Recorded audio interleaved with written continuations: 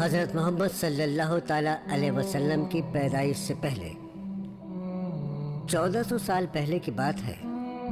عرب کے شہر مکہ میں لوگ بری طرح ڈرے ہوئے تھے۔ اس شہر پر ملک یمن کا حکمراں ابرہہ ہاتھیوں کی فوج لے کر حملے کے ارادے سے آیا تھا۔ ابرہہ کے لشکر نے شہر کے باہر پڑاؤ ڈالا ہوا تھا۔ مکہ والے اپنی بیوی بچوں اور مال و اسباب کے ساتھ مکہ شہر کے آس پاس پہاڑوں میں جا کر چھپ گئے تھے۔ شہر سے تھوڑی دور چراگاہ میں مکہ کے سردار عبد المطلب کے اونٹ چر رہے تھے۔ ابرہہ کے فوجی ان اونٹوں کو پکڑ کر لے گئے۔ ابرہہ کو انتظار تھا مکہ والوں کا، جو ابرہہ کے پاس اپنی جان و مال کی امان پانے اور شہر پر حملہ نہ کرنے کی درخواست لے کر آئیں گے۔ آخر انتظار کی گھڑی ختم ہوئی اور عبد المطلب ابرہہ سے ملنے آئے۔ ریگستان میں ایک اونچے مقام پر ابرہہ کا خیمہ لگا ہوا تھا۔ خیمے کے آس پاس اس کے محافظ نیزے اور ڈھالے تھامے ادب سے کھڑے ہوئے تھے۔ ابرہہ ایک شاندار تخت پر بیٹھا ہوا تھا جس پر چیتے کی کھال بچھی ہوئی تھی۔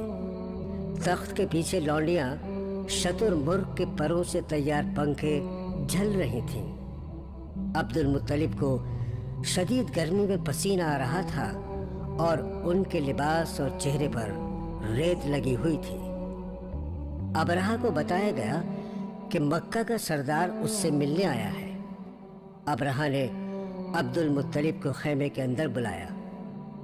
ان کے دھول بھرے لباس کو دیکھ کر خیمے میں موجود ابرہہ کے درباری مسکرانے لگے۔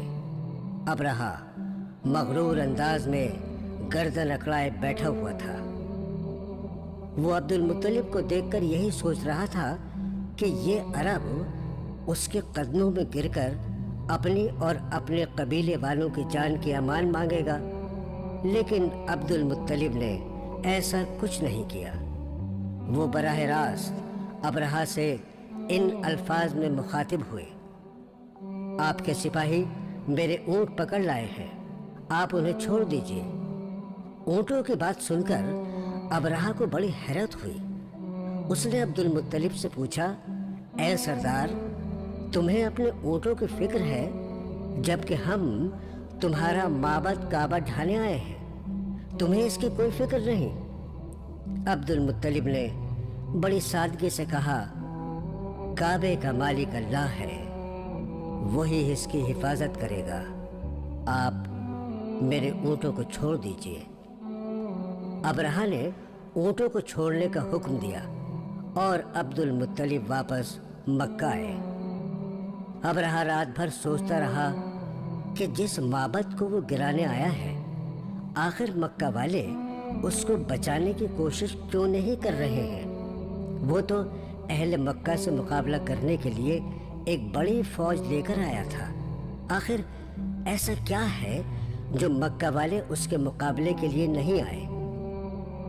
اگلے روز صبح ابرہہ خانہ کعبہ کو ڈھانے کے لیے اپنی فوج کے ساتھ آگے بڑھا۔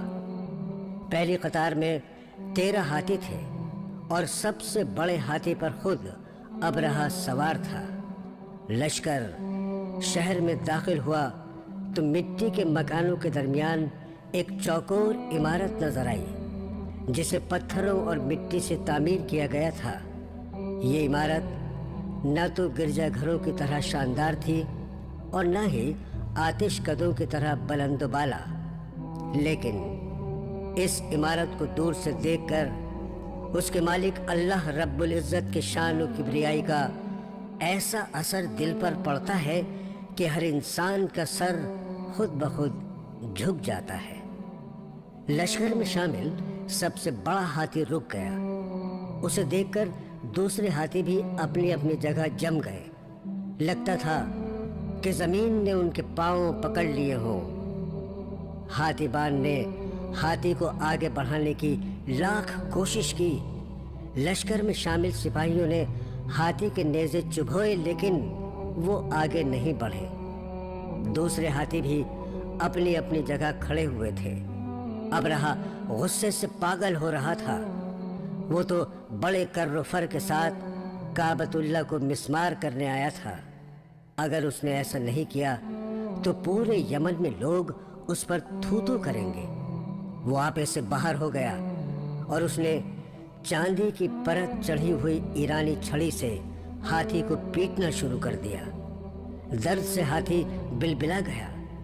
उसने एक चिंगाड़ मारी। वो वापस लौटना चाहता था, लेकिन हाथीबान और सिपाही बार बार उसका रुख काबतुल्लाह की जानिब कर देते। सभी हाथी उस जगह से दाएं बाएं मुड़कर भागना चाहते थे। हाथीबान और सिपाही हाथियों का रुख काबे की जानिब मोड़ने की कोशिश कर रहे थे। इस अफरा तफरी में धूल उड़ने लगी। हाथियों और सिपाहियों के पांवों से उड़ने वाली गर्द की वजह से कुछ भी नजर नहीं आ रहा था। तभी साहिल समंदर की जानिब से छोटी छोटी अबाबीलों का एक झुंड उड़ता नजर आया। अबाबीलें लश्कर के ऊपर आकर चक्कर लगाने लगी। हाथियों के साथ मशक्कत कर रहे सिपाहियों ने उनकी तरफ ध्यान नहीं दिया कि अचानक अबाबीलों ने अपनी नन्ही चोंच और पंजों में पकड़ी हुई कंकरियां लश्कर पर फेंक दी। जिस किसी के वो कंकरी आकर लगी उस मकाम पर जलन हुई और वहां आबला उभर आया। हाथियों के भी ये कंकरियां गोलियों की तरह आकर लगी और तकलीफ की शिद्दत से वो सिपाहियों को रौंदते हुए पीछे की तरफ दौड़ने लगे। कई कंकरियां अबरहा के चेहरे, कांधों और हाथों से आकर टकराईं। वहां आबले पड़ गए और उनमें खौलन होने लगी। अबरहा घबरा गया और वो बुरी तरह खौफ हो गया। उसके लश्कर में भगदड़ मच गई। सिपाही और हाथी अपनी अपनी जान बचाने के लिए जाए पनाह तलाश करने लगे। थोड़ी देर में ही आबलों से पीप और खून बहने लगा। अबरहा, उसके सिपाहियों और हाथियों के चेहरे और जिस्म मस्ख हो गए और वो सब कुछ दूर जाकर हलाक हो गए। अबरहा के लश्कर की तबाही देखकर अहले मक्का उस साल को आमुल फील हाथी का साल कहने लगे। इस वाक़े के बाद काबतुल्लाह का मकाम और अजमत बढ़ गई। दूर दूर से लोग इसकी ज़ियारत के लिए आने लगे। इस वाक़े के 70 दिन बाद माह रबीउल अव्वल 570 ईस्वी में हमारे नबी हज़रत मोहम्मद सल्लल्लाहु ताला अलैहि वसल्लम की पैदाइश हुई। आप सल्लल्लाहु ताला अलैहि वसल्लम जनाब अब्दुल मुत्तलिब के सबसे छोटे फर्जंद जनाब अब्दुल्ला के यहाँ पैदा हुए। आपकी वालिदा का नाम आमिना है। हमारे प्यारे नबी की विलादत से तकरीबन 6 माह कबल आपके वालिद जनाब अब्दुल्ला तिजारत के लिए शाम गए हुए थे। वापस आते हुए रास्ते में बीमार हो गए और बीमारी बढ़ती गई। शहर से दूर उनका इंतकाल हो गया। जनाब अब्दुल मुत्तलिब अपने सबसे छोटे फर्जंद से बहुत मोहब्बत करते थे। उनके इंतकाल की खबर सुनकर बहुत गमगीन हुए। यही हाल मोहतरमा आमना का हुआ, जो उस वक्त हामिला थी और अपने शौहर का बेसब्री से इंतज़ार कर रही थी। आप सल्लल्लाहु ताला अलैहि वसल्लम पैदा हुए तो वालिदा मोहतरमा आमना ने उनका नाम अहमद रखा, जबकि अब्दुल मुत्तलिब अपने पोते को गोद में उठाकर काबतुल्लाह ले गए और उनका नाम मोहम्मद रखा। ये नाम अरबों के लिए बिल्कुल नया था। मक्का वालों ने अब्दुल मुत्तलिब से ऐसा अजनबी नाम रखने की वजह दरियाफ्त की तो उन्होंने जवाब दिया कि मेरा ये बेटा बड़ा नाम कमाएगा और हर इंसान इसकी तारीफ करेगा। सचमुच अब्दुल मुत्तलिब की ये बात सच साबित हुई। आप सल्लल्लाहु ताला अलैहि वसल्लम ने अपने अखलाक व किरदार की ऐसी मिसाल कायम की कि रहती दुनिया तक लोग आपकी तारीफ करेंगे। मासूम मोहम्मद सल्लल्लाहु ताला अलैहि वसल्लम को बीबी आमिना बड़े प्यार से पालने